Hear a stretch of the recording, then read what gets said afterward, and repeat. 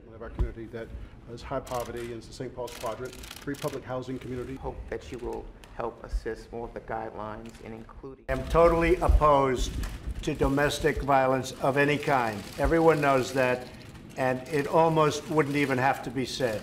So now you hear it, but you all know it.